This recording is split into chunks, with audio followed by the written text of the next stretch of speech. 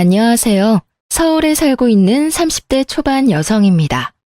저는 결혼해서 토끼 같은 자식들 낳고 사는 게 평생 꿈이었는데 그 꿈을 못 이루게 됐어요. 제가 얼마 전에 이혼을 하게 됐거든요. 다름이 아니라 기생충 같았던 시댁 식구들 인성을 세상에 널리 알리고 싶어서 이렇게 사연 보냅니다. 우선 제 소개 짧게 해드리자면 저는 나이 앞에 3자를 달고 있지만 최근에서야 대학을 졸업했습니다. 20살 때 남들처럼 대학교를 다니다가 집안 사정이 갑자기 어려워져서 그만뒀었거든요. 처음 1년은 정말 온 가족이 흩어져서 살 만큼 힘들고 배고팠습니다. 인생이 너무 안 풀린다 싶었는데 제가 투자 쪽으로 재능을 보이더라고요. 운 좋게도 남들보다 좀 이른 나이에 투자로 돈을 많이 벌었어요. 그 자본으로 현재는 제 사업체를 운영하고 있고 건물도 하나 가지고 있습니다. 돈을 많이 벌고 건물주라 해서 나태하게 일 안 하고 놀거나 하지는 않았어요. 세금 내는 것도 있고 오히려 젊었을 때 저는 더 많은 돈을 모으고 싶어 악착같이 공부도 하고 사업도 운영했습니다. 제가 바쁘게 시간을 쪼개가서 공부하고 일했던 가장 큰 이유 중 하나는요. 바로 좋은 엄마가 되기 위해서였어요. 결혼해서 아이를 낳는다면 제가 어릴 때보다 더 넉넉한 환경에서 아이를 키우고 싶었거든요. 그래서인지 저는 첫 대학 졸업 못한 게 두고두고 한으로 남더라고요. 그건 제 컴플렉스 같은 거였어요. 나중에 제 아이에게는 비슷한 상황 겪게 하고 싶지는 않아서 더 열심히 살았네요. 저는 늦은 나이지만 사업이 자리 잡히고 여유로워지자마자 대학에 입학했습니다. 일하면서 늦가기 대학생으로 대학 다니는 거 쉬운 일 아니었지만 잠까지 줄이며 다녔어요. 워낙 욕심이 많아서 모든 걸 성공하고 싶었습니다. 일도 공부도 결혼도 노력만 하면 다 성공하는 건 줄 알았어요. 하지만 아니더군요. 집이 하루아침에 망했던 것처럼 인생은 뜻대로만 되는 게 아니라는 걸 잠시 잊고 있었습니다. 저는 대학 졸업장은 얻었어도 결혼은 결국 실패했습니다. 그럼 왜 제가 이혼녀가 됐는지 지금부터 파렴치한 제 시댁과 남편 이야기 들려드릴게요. 남편이랑 결혼을 결정했을 때 저는 4학년이라 졸업을 1년 앞두고 있었어요. 남편은 평범한 회사원이었고 맞선을 보다가 만났어요. 결혼을 하고 싶은 제가 선자리를 열심히 나가고 있었던 때였죠. 처음에 남편을 소개받았을 때는 엄청 끌린다거나 마음에 들지는 않았어요. 그런데 제가 다른 사람들이랑 조금은 다른 순서로 인생을 살고 있어서 그런지 남편은 처음부터 제게 호기심을 가졌어요. 그의 호기심은 진한 호감이 되어 어느 순간부터 저를 쫓아다녔습니다. 그의 구애도 저도 마음이 싹 트더라고요. 저는 남편 정도면 평범해서 결혼하기에 괜찮겠다 생각했습니다. 제가 워낙 파란만장하게 살아서인지 평범함이 얼마나 어려운 건지 잘 알거든요. 그를 낮춰본 게 아니라 평범해서 오히려 귀하다고 생각했어요. 그땐 남편이 제가 건물주라는 걸 몰랐어요. 제가 혼자 자수성가한 건 알아도 모든 재산을 오픈하지 않았거든요. 시댁도 시부만 안 계실 뿐 평범한 집이었고 저희는 양가 허락까지 잘 받아서 결혼까지 별탈 없이 꼴이 냈습니다. 그런데 결혼 후 양가 식사하는 자리에서 시모가 갑자기 찬물을 끼얹더라고요. 사돈어른, 식사는 어떻게 입맛에 맞으세요? 한가족 되고 처음으로 같이 하는 식사라서 제가 엄청 알아보고 식당 예약했어요. 멀리서 오신 사돈어른 입맛에 꼭 맞았으면 좋겠네요. 뭐, 비싸니까 당연히 맛은 있네요. 그런데 이런 식당은 좀 부담스럽네요. 한 끼에 도대체 얼마야 이게? 그럼 오늘 제가 남해에서 왔으니까 식사는 사돈께서 계산하실 건가요? 남해에서 여기까지 오셨는데 당연히 계산은 저희가 할게요. 그리고 제가 예약한 식당이니까요. 그래요. 이제야 맘 편히 좀 먹겠네. 에휴, 그리고 이제야 말하지만요. 얘들 결혼하기 전에 제가 얼마나 수심이 깊었는지 모릅니다. 네? 아니, 우리 며느리 말이에요. 20대도 아니고 30대에 그 나이 먹고 대학 졸업장도 없는 거 솔직히 좀 그렇잖아요. 게다가 요즘 세상에 대학 졸업 어렵지 않잖아요. 도대체 어떤 환경에서 자랐는지 걱정도 되고 처음에는 정말 결혼 허락 안 내켰거든요. 그나마 곧 졸업 앞두고 있다 해서 겨우이 결혼 허락했습니다. 그러니까 세기 넌 나한테 잘해야 한다. 네 신랑한테는 더더욱이 잘해야 하고. 어머님, 무슨 말씀을 그렇게... 저는 시모의 말에 표정 관리를 못하고 친정엄마께서도 말을 잃었습니다. 그때 친정아빠가 나서서 이렇게 말씀하셨어요. 그게 대학이라면 저희 딸도 원래는 20살 때 다녔었는데요. 못난 아비 만나서 가세 기울고 공부를 스스로 포기했었답니다. 그래도 자기 힘으로 늦게라도 대학 가서 공부하겠다고 일하면서 공부하는 모습이 얼마나 자랑스러운지 몰라요. 저만 아니었다면 저희 딸도 남들처럼 졸업하고 평범한 삶을 살았겠죠. 저는 남편 없이도 우리 애들 뒷바라지 혼자 힘으로 어떻게든 다 했습니다. 사돈내는 둘이나 되면서. 아무튼 저는 평생 아주 몸이 부서져라 일했어요. 그래서 우리 애들 제때 학교 보내고 대학 졸업까지 잘 시켰네요. 솔직한 말로 저는 우리 아들 이렇게 욕심 없이 결혼시킨 거 너무 아깝습니다. 꽤 괜찮은 집에서 천짜리 많이 들어왔었거든요. 어머님, 더 이상 듣고 있기 거북해서 저는 나서서 시모에게 한마디 하려고 했어요. 결혼 다 시켜놓고 누가 아깝고 누가 모자라고를 따지는 건 예의가 아니잖아요. 그러자 시모는 눈을 부라리며 제게 쏘아붙이더라고요. 예, 이제 결혼했으니까 내가 솔직하게 얘기하는 거야. 그리고 어른들 이야기하는데 어디 갑자기 소리를 빽 질러? 엄마, 왜 그런 식으로 말씀하세요? 장인어른 장모님이 오해하시겠어요. 선짜리는 무슨 선짜리가 들어와요? 그리고 누구보다 이 결혼 원한 건 저예요. 그때 제 손을 가만히 잡더니 남편은 어머님께 반박하더라고요. 아들, 넌 좀 가만히 있어라. 오해가 아니라 진실을 얘기하는 거지 않니? 내가 내 아들 아깝다고 말도 못해? 그러니까 너는 보는 눈도 참, 어휴, 속 터져. 못난 부모 때문에 저희 딸이 고생 많이 했어요. 그러니까 사돈어른이 저희 딸 좀 예뻐해 주세요. 애가 아주 야무지고 착합니다. 모처럼 다 같이 모였는데 기분 좋게 식사 마무리하시죠. 네, 저도 그러고 싶네요. 근데 며느리 야무져서 사업하는 건 알겠는데요. 사업이라는 게 정말 언제 기울지 모르는 그런 위험 리스크라는 게 있잖아요. 내 아들은 좋은 대학 나와서 안정적인 회사도 잘 다니고 있는데 며느리 걱정이 심히 됩니다. 엄마, 저 사람 다니는 대학이 내가 졸업한 학교보다 훨씬 좋아요. 그리고 결혼 전에 이미 다 얘기 끝난 거잖아요. 오늘 도대체 왜 이러세요? 이제 진짜 그만하세요. 남편이 시모한테 역정을 내자 시모는 당황해서 저를 붙잡고 얘기했어요.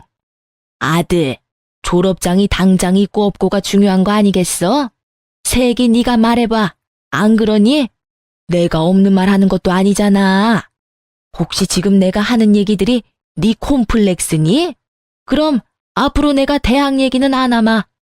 저는 시모의 심수를 더 이상 들어주고 싶지 않아서 큰 마음 먹고 시모에게 당당히 웃어주며 말했어요.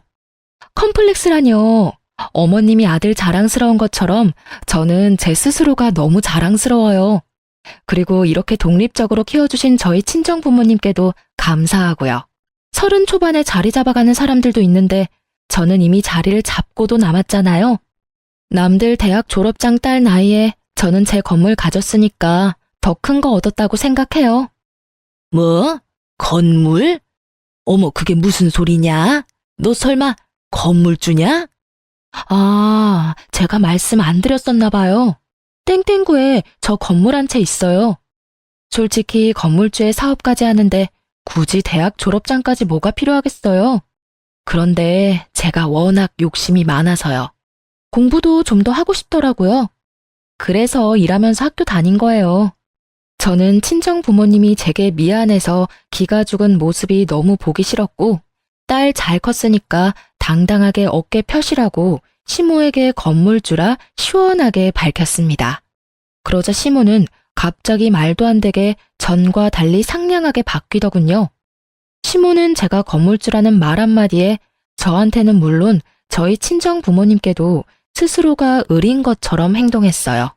그날 밥값도 저희 부부와 친정 부모님의 만류에도 기분 좋아진 시모가 전부 냈어요. 어머, 내가 건물주 며느리를 못 알아보고 진작 얘기하지 그랬어. 어쩐지 눈빛이며 자태며 다르다 했어. 사돈어른, 날 야무지게 잘 키우셨네요. 아들, 넌 알고 있었어? 아이고, 너 결혼 정말 잘했다. 몰랐죠. 자기야, 역시 내 마누라 정말 대단하다. 내가 존경하는 거 알지? 난 처음부터 알았어. 자기가 보통 사람 아니란 걸. 시모의 태세 전환에 저는 많이 씁쓸했지만 역시 돈이 최고라 생각했습니다. 남편 역시 시모를 원망 섞인 눈빛으로 바라보다 제가 건물주라는 걸 밝히니 엄청 놀랐어요. 그리고 굉장히 기뻐하는 눈치였습니다. 친정 부모님은 빈정상할 법도 하신데 기분 나쁜 티도 안 내고 끝까지 식사 자리에서 젠틀함을 유지해 주셨어요. 그래서 저는 딸로서 너무 감사했답니다. 그리고 시모한테 한 방 날려준 것 같아서 저는 속이 엄청 시원했습니다. 저희 부모님은 어차피 남해에 사는 시댁과는 자주 볼 일 없지 않냐고 이지라 하셨어요. 결혼 초반부터 마음에 담아두면 두고두고 저만 힘들다고요. 하지만 그날 시모의 무례한 말과 행동은 계속해서 다시 곱씹게 되더라고요. 여보, 아무래도 말야, 어머님 나 미워하시는 거 맞지? 아니야, 그런 거 아니야. 그랬으면 우리 엄마 밥값도 안 냈을걸? 아마 본인도 미안하셔서 계산하신 걸 거야. 그러니까 여보, 오늘 일 너무 마음에 담아두지 마. 내가 엄마 대신 진짜 미안해. 남편은 무릎 꿇듯이 주저앉아 제게 엄청 사과를 했습니다. 시모가 갑자기 왜 심술을 부린 건지 본인도 모르겠다면서요. 그리고 저희 부모님이랑 똑같은 말을 했어요. 명절 아니고서야 시모랑 자주 마주칠 일은 없을 테니까 제게 걱정 말라고 했죠. 여보, 내가 다 사과할게. 근데 앞으로는 명절 아니고서야 엄마랑 자주 마주칠 일 없을 거야. 그러니까 한 번만 용서해주라. 엄마가 워낙 힘들게 나랑 내 동생 키웠다 보니까 사람들 앞에서는 엄마도 모르게 내 자랑을 심하게 하셔. 나 뭐 그렇게 잘난 것도 아닌데 말이야. 진짜 웃기지? 잘난 거 쥐뿔도 없는 아들이지만 엄마한테는 엄청 자랑스러운 아들인가 봐. 당신 울어? 아, 갑자기 왜 울어? 지금 과거를 돌이켜보니 제 남편은 위기를 항상 동정심 유발로 넘어갔던 것 같네요. 그날도 저는 갑자기 남편이 보인 눈물에 엄청 당황했습니다. 아마 그 눈물도 진심이 아니었겠죠. 그게 가증스러운 악어의 눈물이었다는 걸 빨리 알았으면 좋았을 텐데. 저는 또 멍청하게 시모에 대해서 더 묻지 않고 남편을 보듬었습니다. 이혼 직전에 저는 마지막 학년이라 곧 학교도 졸업이고 아이를 슬슬 갖고 싶었어요. 그런데 남편은 아이 계획을 계속 미루더군요. 여보, 우리도 슬슬 아기 계획 세우자. 나 얼른 우리 애기 만나고 싶어. 애기? 갑자기 웬 애기? 갑자기가 아니라 우리 나이도 있고 지금부터 준비해도 늦어. 에이, 뭐가 늦어. 난 아직은 안 가지고 싶은데. 왜? 아직은 난 아빠가 될 준비가 안 된 것 같아. 그리고 우리가 결혼한 지 얼마나 됐다고 벌써 애기 가지기 싫어. 신혼 좀 즐기자. 당신 결혼 전에는 내가 애 낳고 싶을 때 낳자며. 애기가 우리가 노력한다고 바로 찾아오는 것도 아니고 지금부터 만날 준비를 해야지. 그리고 어머님도 말씀 안 하시지만 얼마나 손주 기다리고 계시겠어? 에? 우리 엄마는 손주는 필요 없다던데? 그냥 우리 둘이 좋아서 결혼한 거니까 애 안 낳아도 오케이래. 애 낳는다 해도 엄마는 우리 보고 신혼 충분히 즐기라 했어.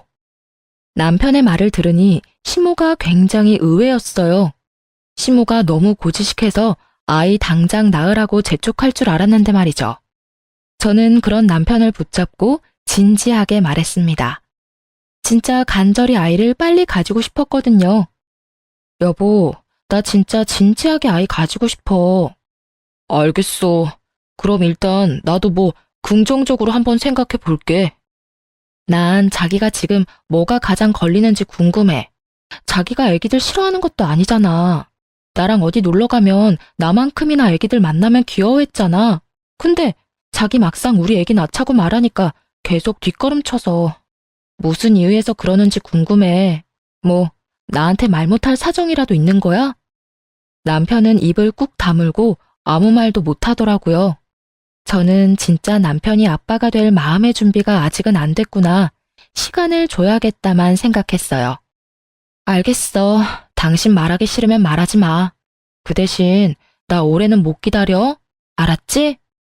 남편은 대답 대신 고개를 끄덕였습니다. 그 뒤로 남편과 제가 막 싸운 건 아니지만 자연스럽게 관계가 좀 서먹해지더군요. 그런데 자주 안 마주칠 거라던 시모가 얼마 안 가 또 남해에서 서울에 왔어요. 그땐 시누이 손을 꼭 붙잡고 왔더라고요. 갑자기 저희 신혼집에 나타난 시모는 다짜고짜 한 달만 신세를 지자 하더군요. 그때부터 본격적으로 시작이었을 겁니다. 그들은 뻔뻔하게도 제게 대놓고 금전적인 요구를 하기 시작했어요. 남편은 물론 시모와 신우는 나중엔 자식들의 시커먼 속내를 숨길 마음도 없어 보였습니다. 우리 민경이가 이젠 서울에서 일하고 싶대. 갑자기 면접 일정이 수두룩하게 잡혔는데 이 넓은 서울에 당장 갈 곳이 있어야 말이야. 그래서 급하게 너희 집으로 왔다. 괜찮지? 서울에 갈 곳이 왜 없어요, 어머님. 호텔도 그렇고 단기로 몸만 와서 지낼 수 있게 잘 돼 있는 방들이 서울에 얼마나 많은데요. 아니, 아가. 이렇게 낯선 서울에 따뜻한 오빠 집이 있는데 뭐하러 고생스럽게 해? 늙은 내가 마음이 안 편해서 그래. 부탁 좀 하자, 응? 새언니, 미안해요. 저 딱 한 달만 신세 질게요. 네? 신세는 무슨, 내 아들 집이기도 한데 신세 졌다고 표현할 필요까지는 없지. 그렇지, 새아가? 으이그, 걱정 마라. 난 일이 있어서 집 가봐야 해. 네 시누이만 한 달 잘 부탁한다. 그 정도는 가족끼리 해줄 수 있잖아. 여보, 나도 부탁할게. 내 동생 한 달만 딱 봐주면 안 돼? 속으로는 이미 수십 번 거절했는데 3명이나 동시에 제게 애원을 하니까 거절이 쉽지 않았어요. 그리고 이미 짐 가득 챙겨온 시누이를 쫓아내는 그림도 이상해서 저는 한 번은 참았습니다. 게다가 다른 것도 아니고 일 때문이라 하니 놀러 온 것도 아니라서 어쩔 수 없이 받아줬어요. 하지만 그날따라 남편은 꿀먹은 벙어리처럼 시모에게 왜 갑자기 왔냐는 말도 안 하더라고요. 이미 알고 있었던 사람처럼 놀라지도 않고요. 남편은 자기 동생이니까 불편함 없으니 지금 이 상황이 저만 황당하나 싶었어요. 여보, 혹시 아가씨랑 어머님 오늘 우리 집에 올 거 알고 있었어? 어? 그렇잖아. 갑자기 오셨는데 왜 놀라는 기색이 하나도 없어? 나만 놀란 거야? 그게 사실은 난 미리 엄마한테 들었지. 나한테 상의할 생각은 안 해봤어? 우리 애기 문제로 한참 심각하게 얘기하고 있는데 내가 그 얘기 꺼내봤자 좋을 거 없겠다 싶었어. 나도 눈치 보다가 말 못한 거야. 미리 말 못해서 미안해. 아무리 그래도 그렇지. 일단 이번엔 상황이 상황이다 보니까 내가 한 번은 참고 넘어갈게. 근데 앞으로는 이렇게 중요한 일은 나랑 먼저 상의해줘. 응? 알겠어. 자기 말 꼭 명심할게. 저는 그렇게 남편이 사정사정하고 시모가 하도 부탁해서 오케이 한 건데요. 호의를 호구로 받아들이는 시모와 남편 그리고 시누이에 저는 혀를 내둘렀습니다. 아가씨, 식사하세요. 새언니, 오늘 메뉴는 뭐예요? 아, 또 미역국이에요. 미역국을 한솥 끓여놔서요. 나 오늘 스트레스 받아서 매운 거 땡기는데. 새언니, 다른 건 없어요? 제육은 좀 매콤하니까 일단 앉아서 먹어봐요. 오빠, 나 매운 떡볶이랑 국물 닭발 땡기는데. 오빠는? 시키면 먹을 거지? 나도 오늘 점심에 느끼한 걸 먹었더니 매운 게 땡기네. 그럼 시킨다. 새언니도 시키면 먹을 거죠? 그럼 뭐 그렇게 할게. 시누이는 며칠 같이 지내자 제게 반찬 투정을 심하게 했어요. 툭 하면 배달시켜 먹자면서 저희 남편을 꼬드기더군요. 실컷 밥을 다 차려놨는데 몇 번도 아니고 계속 그러니까 저도 뚜껑 열리더군요. 제가 찬바람 쌩쌩 부는데도 아랑곳하지 않는 신우와 눈치 없는 남편이었습니다. 게다가 두 남매가 더 얄미운 건요. 배달을 꼭 현금으로 주문해서 음식 계산을 요리조리 피하고 애꿎은 제가 계산을 할 때도 있었어요. 그래서 저는 신우이와 남편의 패턴을 파악하고 제 지갑은 안전히 사수했습니다. 새언니, 저 화장실 좀 다녀올게요. 혹시 배달되면 음식 좀 받아주세요. 오빠한테 부탁해요. 네? 내가 받을게. 신우이는 화장실에 가고 남편은 제 눈치를 살피더라고요.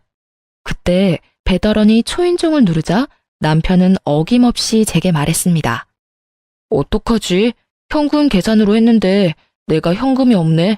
자기 현금 있어? 카드로 해. 기사님 단말기 없는 것 같은데 자기 지갑에 현금 없어? 평소라면 저도 아무 생각 없이 현금을 줬을 텐데 그게 몇 번 반복되어서 저도 방어를 잘했답니다. 현금 없으면 입금을 해드려. 그래. 그럼 되겠네. 남편은 뭔가 불편한 얼굴로 배달 음식을 받았고 신우는 해맑게 화장실에서 뛰쳐나왔어요. 왔어? 우와, 맛있겠다. 넌 배달 올 때마다 배가 아파? 뭐가? 돈 반띵해서 보내라. 뭐? 새언니가 계산한 거 아니야? 내가 계산했거든? 집밥 먹으면 되는데 굳이 배달을 시켜서 돈 쓰게 만들어. 오빠도 먹고 싶다고 했었잖아. 신우한테 괜히 화풀이하는 남편을 보고 속으로 좀 웃겼어요. 그동안 제 돈은 써도 아무렇지 않던 사람이 자기 돈 나가니 신우한테 성질을 내더라고요. 저는 그런 남편과 신우가 너무 괘씸해서 그다음부터는 아예 식사도 안 챙겼습니다. 새언니, 오늘 메뉴는 뭐예요? 김치볶음밥 간단하게 했어요. 우와, 맛있겠다. 냄새 엄청 좋아요. 네, 근데 양이 왜 이렇게 적어요? 제 것만 했으니까요. 뭐야, 여보, 내 밥은? 당신이랑 아가씨는 요새 저녁마다 배달 음식 먹길래 나 먹을 것만 했어. 새언니, 매일 물어보다가 오늘은 물어보지도 않고 나도 오늘은 집밥 땡겼거든요. 진짜야? 어쩔 수 없지. 대충 있는 걸로라도 먹을게. 내가 차려 먹으라고? 난 김치볶음밥 먹어야 하는데. 알았어, 먹어. 근데 김치볶음밥 1인분보다 많아 보이는데. 새언니, 저랑 좀 나눠 먹으면 안 돼요? 아가씨, 제가 점심을 조금 먹어서 지금 배가 엄청 고파요. 오빠랑 같이 요리해서 먹어요. 아참, 여보, 밥 없으니까 새로 해서 먹어야 해. 그렇게 일부러 저는 남편 놈과 신우이의 밥을 챙기지 않고 저녁마다 제 밥만 챙겨 먹었어요. 제가 몇 번 그러자 신우이는 삐진 건지 친구 집에서 지낸다며 짐 싸서 나가더군요. 저는 진작 이렇게 할 걸 후회했습니다. 새언니, 지금 일부러 그러는 거죠? 정말 너무해요. 밥 가지고 치사하게. 뭐가요? 매번 저녁마다 밥 차려줘도 안 먹은 건 오빠랑 아가씨잖아요. 몰라요. 나 당분간 친구 집에서 지낼 테니까 그렇게 아세요. 우리 엄마가 알아도 괜찮죠? 네네. 당신 진짜 너무한 거 아니야? 몇 번 배달 음식 먹었다고 먹는 거 가지고 유치하게. 투덜거리지 마. 당신이 애야? 저녁 준비한 사람 무한하게 매번 차려놓으면 안 먹는다고 배달 음식 주문한 게 누군데? 게다가 음식 계산도 내가 하게 만들었잖아. 너도 친구 집에서 지내고 싶으면 나가. 당장 나가라고. 저는 속에 천불이 나서 처음으로 남편에게 삿대질을 하며 나가라고 소리 질렀어요. 남편은 깜짝 놀라서 잘못했다고 빌더군요. 여보, 내가 잘못했어. 생각이 짧았어. 됐고, 앞으로 저녁 지금처럼 각자 먹는 거야. 나한테 차려달라 하지 마. 여보, 뭐? 평생 그럴 건 아니지? 당분간만이지. 몰라. 생각해 볼 거야. 알겠어. 남편은 그 뒤로 제가 먹을 저녁까지 혼자서 준비를 다 했습니다. 아무래도 저랑 화해는 하고 싶었나 봐요. 아직 남편 꼴도 보기 싫었지만 음식이 무슨 죄가 있겠냐며 저는 조용히 식사만 했습니다. 남편은 그런 제 눈치만 보느라 한동안 제게 말을 못 걸었어요. 그런데 불난 집에 기름 붓는다고 열불 터지는 제게 시모까지 나서서 기름을 마구 붓더라고요. 시모에게 어느 날 전화가 와서 저는 시누이 쫓아냈다고 한마디 할 줄 알았어요. 그런데 아직 그건 모르는지 다른 내용의 전화였습니다. 아가, 내가 긴히 할 말이 있는데. 네, 어머니 말씀하세요. 이게 참 전화로 할 얘기는 아니지만 내가 남해에 있으니까 이렇게 전화로 얘기하는 점 이해해다오. 너희 시누이 말이다. 생활비가 많이 부족한가 봐. 아가, 네가 내 딸 생활비 좀 챙겨줄래? 네? 서울 물가가 너무 무섭구나. 내가 챙겨준다고 챙겨줬는데 글쎄 돈이 턱없이 부족한가 봐. 더도 말고 딱 1년만 도와다오. 걔가 서울에서 자리 잡을 때까지만이야. 응? 너 주머니 넉넉한데 이럴 때 시댁도 돕고 하면 좋잖니? 싫어요, 어머님. 제가 아가씨한테 집도 제공했는데 생활비까지 대주라고요? 그리고 아가씨가 배달 음식 엄청 좋아해요. 매 끼니 배달 주문하니까 당연히 생활비가 모자라죠. 뭐? 싫다고? 네, 너 아무리 네가 돈 많아도 그렇지 어떻게 그렇게 딱 잘라서 냉정하게 이 시애미한테 거절을 하냐? 너 친정 동생이었어도 네가 그렇게 했을까? 시댁 식구는 식구도 아니냐? 아니요. 저는 친정동생이었으면 더 심하게 거절하고 아가씨 혼냈을 거예요. 부모 도움 없이, 언니 도움 없이 네 앞가림 네가 알아서 하라고요. 말 다 했냐? 어머님, 저 일하는 중이라서 일단 전화 먼저 끊을게요. 돈이 진짜 필요하면 남편한테 물어보세요. 그렇게 저는 억지 부리는 시모의 전화를 끊어버렸습니다. 일이 끝나고 집에 돌아가자 남편이 엄청 노려보더군요. 나랑 내 동생한테는 그럴 수 있지만 엄마한테까지 너무한 거 아니야? 내가 뭘? 엄마 말씀하시는데 그냥 끊어버렸다며. 이미 얘기 다 끝났는데 어머님은 계속 똑같은 말씀하시고 난 미팅 가야 하니까 끊었지. 친정 부모님이었어도 그랬을까? 아, 자기랑 어머님 진짜 웃긴다. 왜 계속 친정이랑 시댁을 비교해? 생활비 보태주는 거 당신한테는 전혀 어렵지 않은 일이잖아. 근데 생각도 안 해보고 자르냔 말이야.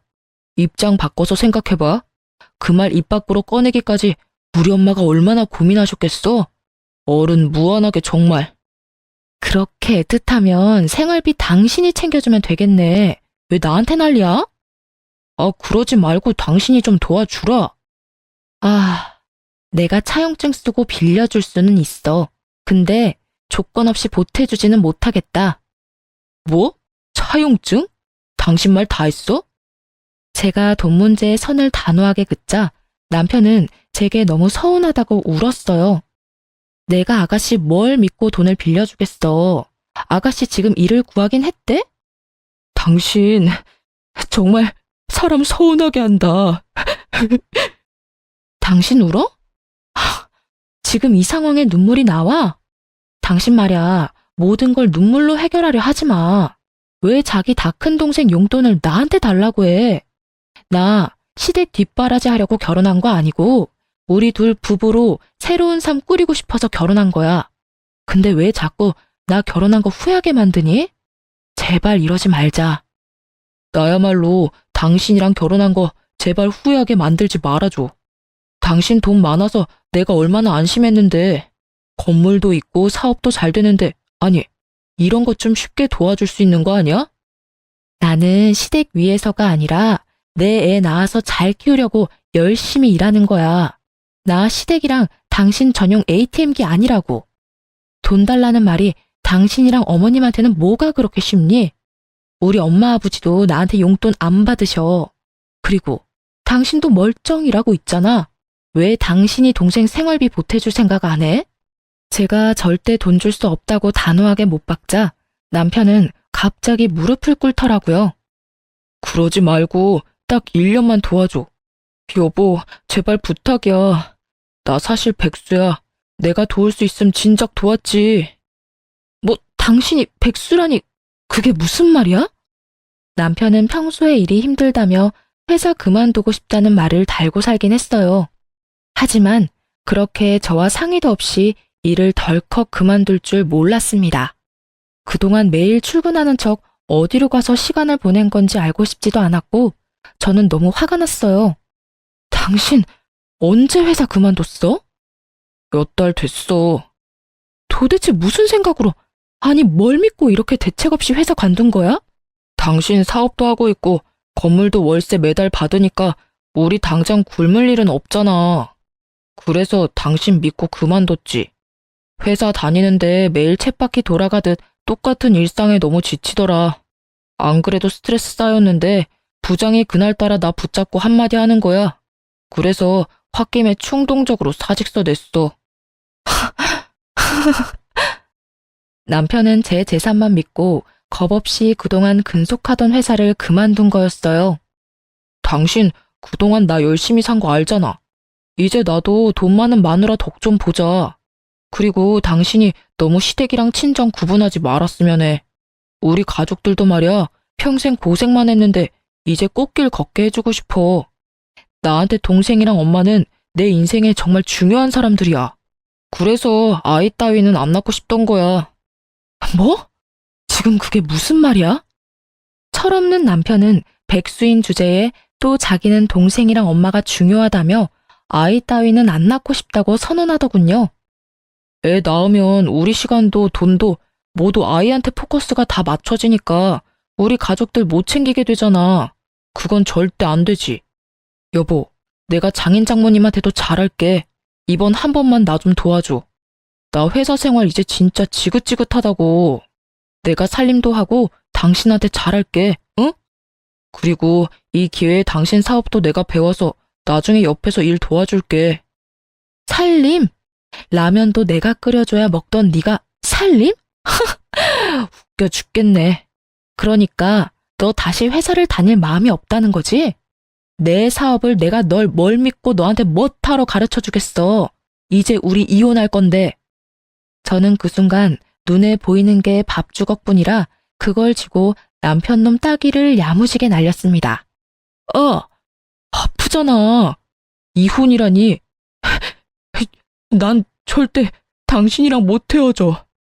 아프라고 때린 거야. 너 맞아도 정신 못 차리겠지? 당장 나가. 못 헤어지긴 개뿔. 내가 비싼 변호사들 써서라도 너 같은 놈이랑 징글징글한 시댁이랑 전부 인연 끊을 거니까 걱정하지 마. 꼴도 보기 싫으니까 나가라고.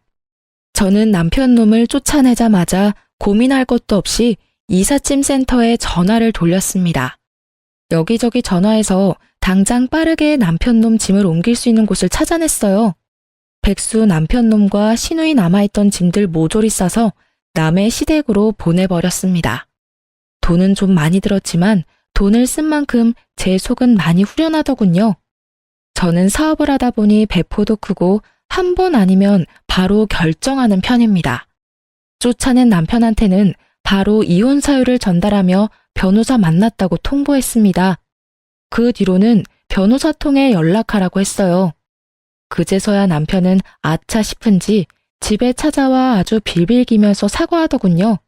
제 돈 믿고 배째라시기던 그 동태 눈깔은 깜짝 놀랐는지 그제야 정상으로 돌아온 듯 했어요. 여보, 내가 진짜 잘못했어. 다시는 자기 돈 탐 안 낼게. 그러니까 이혼은 제발 한 번만 다시 생각해주라. 나 회사도 다시 다닐게. 그럼 당연히 회사 다녀야지. 백수의 이혼남을 누가 좋아하겠어? 새 출발하려면 열심히 살아. 나 시간 허비하는 거 딱 질색인 거 알지? 우리 깔끔하게 이혼하자. 앞으로는 이렇게 힘들게 찾아오지 말고 변호사랑 전화로 얘기해. 알았지? 여보, 여보라고 부르지도 마. 그럼 내 짐이라도 좀 줘. 몇 개 남겨두길 잘했네. 이렇게 찾아올 것 같아서 네 캐리어는 남겨뒀어. 잠시만, 캐리어 달랑 하나가 끝이야? 내 나머지 짐은? 당신 짐? 그건 나중에 따로 연락 올 거야. 근데 미안한데 나 5만 원만 빌려줄 수 있을까? 수중에 5만 원도 없는 게 말이 돼? 미안. 저는 지갑에서 5만 원권을 빼주려다 10,000원 2장을 꺼내 내밀었어요. 남편은 2만 원 받고 입맛을 다시다가 캐리어 끌고 터덜터덜 가더라고요. 얼마나 찌질하고 없어 보이는지, 제가 왜 저런 인간이랑 결혼했는지 스트레스 받아서 머리가 핑 돌았습니다. 그래도 집 명의가 제 앞으로 되어 있다 보니 남편은 의외로 순순히 물러나더군요. 시댁에는 따로 연락을 안 했습니다. 그런데 때마침 시모에게서 먼저 전화가 왔어요. 저는 짐이 벌써 도착할 리가 없을 테고 남편에게 이야기를 들었나 싶어서 시모의 전화를 받았습니다.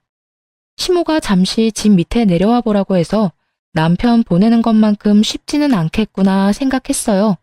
그런데 제가 내려갔더니 시모만 있는 게 아니었죠.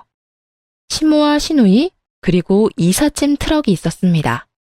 저는 순간 제가 보낸 그 이삿짐인 줄 알았어요. 그런데 자세히 보니 못 보던 짐들이더라고요. 어머님, 이게 다 뭐예요? 뭐긴 뭐야 내 짐이지. 아직 못 들었냐? 네? 뭘요? 새언니, 오랜만이에요. 어쩜 그러고 한 번을 연락 안 해서 섭섭해서 죽는 줄 알았잖아요. 뭐, 덕분에 나 좋은 일 많이 생겼지만요. 아이고 답답해라. 나 너네랑 같이 살기로 했잖아. 아직 내 아들한테 못 들었니? 나는 여기서 너희랑 살고 네 시누이는 오피스텔 계약해줬어. 정말 큰 마음 먹고 내가 남의 집 팔아서 서울까지 올라온 거야. 서울 집값이 비싸도 너무 비싸지 않니? 뭐 투룸이나 되면 내가 얘랑 살겠는데 그 돈으로는 택도 없이 부족해서 그냥 얘 결혼 전까지 쓰라고 오피스텔 원룸 하나 계약해줬어. 난 뭐 이제 너네랑 같이 살면 되니까. 넌 복 받은 거야. 이제 오늘부터 시애미가 해주는 밥상 얻어먹을 수 있잖아. 일단 나중에 회포는 풀고 지금은 이삿짐 트럭 기다리니까 얼른 들어가자. 아니 시모는 시누이 월세도 아니고 매매로 서울의 오피스텔 코딱지만한 원룸 3억짜리를 덜컥 계약했다고 합니다. 그 엄마의 그 아들이라고 남편의 무모함은 시모랑 닮은 거였나 봐요. 시누이는 들어보니까 제대로 된 회사에 취직한 것도 아니고요. 정규직도 아닌데다 서울에서 겨우 알바하면서 자기 엄마 꼬드겨 오피스텔을 계약한 거였어요. 정신없어. 우리 빨리 끝내고 가전제품 보러 가요. 새언니, 오피스텔에 세탁기랑 냉장고는 있어요. 근데 침대는 새로 사야 할 것 같은데. 서울 온 기념으로 새언니가 해줄 거죠? 남편뿐만 아니라 어머님 아가씨도 어쩜 온 가족이 김칫국 마시는데 일가견이 있나 보네요. 잠시만요. 죄송하지만 다들 돌아가 주세요. 제가 진입하려는 이삿짐 트럭을 막자 시모와 시누이는 어리둥절해했죠. 저는 남해에 있는 시댁집 팔아서 홀라당 시누이한테 투자하고 본인은 아들네 부부랑 같이 살겠다는 시모에게 아주 단단히 일러줬습니다. 당신 아들이랑 이제 이혼하겠다고요? 어머님이야말로 못 들으셨어요? 저희 이혼하기로 했어요. 신혼집은 제 지분이 커서 제가 쓰고 있고요. 그러니까 돌아가 주세요. 뭐? 이혼이라니? 그게 무슨 말도 안 되는... 미리미리 연락하시면 좋잖아요. 어쩌시려고 이렇게 무모하세요?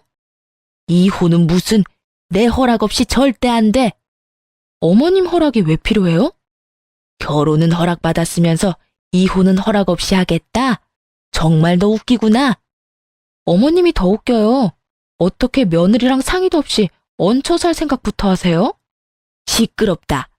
아니 당장 나보고 이 많은 짐을 들고 어디를 가란 말이야. 너 귀가 먹었냐? 나 남의 집은 팔았다니까. 내 아들 어딨냐? 내 아들 불러와. 어머님, 저 귀 안 먹었어요. 어머님이야말로 방금 못 들으셨어요? 저희 이혼한다고요. 어머님 아들 여기 없어요. 말도 없이 회사 관둬서 제가 쫓아냈습니다. 오피스텔 원룸 구했다면서요. 거기로 가시면 되겠네요. 그리고 아가씨 지금 나이가 몇 살인데 알바가 아니라 일을 구해요. 좁아 터진 원룸 오피스텔에서 어머님이랑 오빠랑 셋이 어떻게 살려고요? 새언니, 그게 무슨 말이에요? 나 혼자 살 오피스텔이라고요. 절대 안 돼. 엄마 여기 눌러붙어. 이삿짐 센터는 곤란한 얼굴로 어떻게 하냐고 묻고 저는 나 몰라라 했어요. 정말 제 일이 아니니까요. 그러자 시모는 이혼은 무슨 이혼이냐며 끝까지 밀고 들어오려 했습니다. 이 몹쓸 거사, 책임져라. 내 인생 책임지란 말이다. 너만 믿고 내가 남의 집을 팔았어. 제가 어머님한테 집 팔라고 부추겼나요? 아가씨가 보나마나 그랬겠죠. 전 이제 남남인데 저보고 어쩌라고요. 알아서들 살 길 찾으세요. 어머님 딸 때문에 어머님이 직접 판 집을 왜 저한테 책임지래요? 집값이 3억이야. 난 네가 그 돈 내놓기 전까지 여기서 한 발자국도 못 움직여. 아, 이 집안은 툭 하면 나보고 돈 달라네. 남편이 잘 다니던 회사도 그만두고 애도 낳기 싫대서 왜 그러냐고 물었어요. 근데 자기는 어머님이랑 아가씨랑 잘 먹고 잘 살고 싶대요. 근데 제 돈으로 그러고 싶다 해서 이혼하자 했어요. 제가 잘못된 거예요? 저 이 집에 봉사나 기부 같은 거 하러 시집 온 거 아니에요. 시모는 개거품 물며 3억 내놓으라 하고 저는 시모에게 경찰에 신고하기 전에 소란 피우지 말고 돌아가라고 경고했어요. 그리고 콧김을 뿜으며 저를 노려보는 시누이를 비웃어줬습니다. 아가씨, 진짜 정신 똑바로 차리고 살아요. 무슨 생각으로 3억짜리 오피스텔을. 참나, 분수에 맞게 살아야지. 어디 욕심 부려서 엄마 전 재산을 건드려요? 난 새언니만 믿었죠. 새언니 돈 많잖아요. 누가 이혼할 줄 알았다? 저는 쉽게 물러날 것 같지 않는 두 사람 때문에 결국 경찰에 신고를 했습니다. 경찰이 오고 한 차례 더 소란스럽더니 시모와 시누이는 체념하고 돌아간 듯 했습니다. 땅을 치고 후회하던 시댁 식구들은 그 뒤로도 저희 집에 몇 번 찾아왔어요. 남편 놈이랑 연락이 닿았는지 셋이서 제발 한 번만 봐달라고 단체로 찾아오는데 정말 힘들었습니다. 저는 힘들고 짜증나도 절대 틈을 안 보여줬어요. 제가 받아주니까 자꾸 돈이라도 달라고 매달려서 접근 금지 신청도 했어요. 귀책 사유는 분명하게 남편한테 있어서 저는 이혼하면서 위자료도 챙겼습니다. 제게 위자료도 줘야 하고 돈이 없으니 전 남편 놈은 울며 겨자 먹기로 그만둔 회사에 다시 애걸복걸하며 복직했다고 합니다. 그래도 그나마 회사에 자리가 남아있던 걸 다행이라 생각해야죠. 대신 전 남편은 연봉이 대폭 삭감됐다고 합니다. 저는 이혼이라도 해서 정신 차리게 된 걸 저에게 감사하라고 일침을 가했습니다. 비좁은 원룸에서 전 남편과 시댁 식구들 셋이 같이 생활하면서 부디 돈의 소중함을 좀 깨닫기를 바랄 뿐이에요. 저는 돈 많은 거 애초에 계속 숨길 걸 그랬나 잠시 후회한 적도 있어요. 하지만 지금은 처음부터 재산을 공개하길 잘했다 생각합니다. 나중에 제 아이 낳고 똑같이 그런 일들이 생겼으면 저는 아무래도 아이 때문에 어쩔 수 없이 전 남편과 시댁한테 끌려다녔을 것 같거든요. 아무리 결혼했다지만 며느리는 남입니다. 남의 돈 함부로 욕심내고 탐내다가는 제 전 시댁 식구들처럼 큰 코 다쳐요. 더 이상 제 주변에는 그런 어리석은 시댁과 남편감 없기를 바라네요. 그럼 여러분, 제 긴 사연 함께 들어주시고 환해주셔서 너무 감사합니다.